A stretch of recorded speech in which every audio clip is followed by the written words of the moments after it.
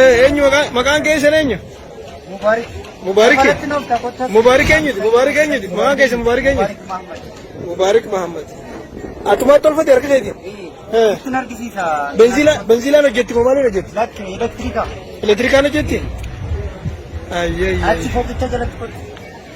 السلام عليكم ورحمة الله وبركاته. درجيس كل مكينة ميلا سجى شوكولاتة ميلا سجى في تربية مجالا خيسة.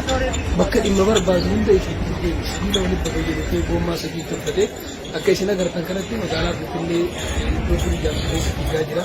وهم قابلوا. أنغاسي أدامال لي تين دي مجيء. جازا نسونتين نافتا في بنزيلا نسونتين إلكتريكان توجتو.